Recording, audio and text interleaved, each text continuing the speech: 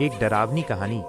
निशा एक अकेली लड़की पहाड़ों के बीच एक सुनसान गांव में रहती थी। गांव के लोग मानते थे कि जंगल के पास वाले एक पुराने घर में एक चुड़ैल रहती है।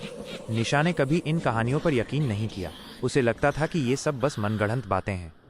एक रात आसमान में घने काले बादल छाए हुए थे और बिजली कड़क रही थी। निशा को अपने घर के पिछवाड़े से अजीब सी आवाज़ें सुनाई दी। पहले तो उसने सोचा कि कोई जानवर होगा, लेकिन जब आवाज़ें लगातार आने लगीं तो उसने टॉर्च उठाई और देखने गई। जैसे ही उसने टॉर्च की रोशनी डाली, उसने देखा कि एक बूढ़ी औरत जिसके लंबे और सफ़ेद बाल बिखरे हुए थे घर के पास खड़ी है। उसकी आंखें लाल थीं और वो भयानक तरीके से हंस रही थी। निशा का खून जम गया, वो चीख भी नहीं पाई। बूढ़ी औरत धीरे धीरे उसकी तरफ बढ़ने लगी। डर के मारे निशा पीछे हटी और अपने घर के अंदर भाग गई। उसने दरवाज़ा बंद कर दिया और खुद को एक कमरे में बंद कर लिया। लेकिन तभी उसे दरवाजे पर खरोंच की आवाज़ सुनाई दी। निशा, मुझे अंदर आने दो, एक भयानक धीमी आवाज़ ने कहा। खरोंच की आवाज़ तेज होती जा रही थी। निशा का दिल जोरों से धड़क रहा था। उसने सोचा कि ये सिर्फ उसका डर है, लेकिन फिर उसने खिड़की से देखा।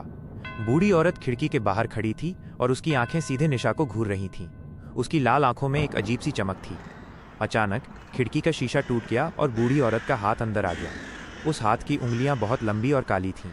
निशा घबराकर पीछे हटी और कमरे से बाहर भागी। वो घर से बाहर निकलकर जंगल की तरफ भागी, जहाँ से उसे वो अजीब आवाज़ें सुनाई दी थीं।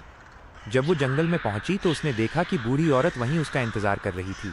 बूढ़ी औरत ने धीरे से कहा, तुम भाग नहीं सकती निशा। बूढ़ी औरत ने अपनी भयानक मुस्कान के साथ उसे पकड़ने के लिए अपना हाथ बढ़ाया। निशा की आंखें खुली की खुली रह गईं।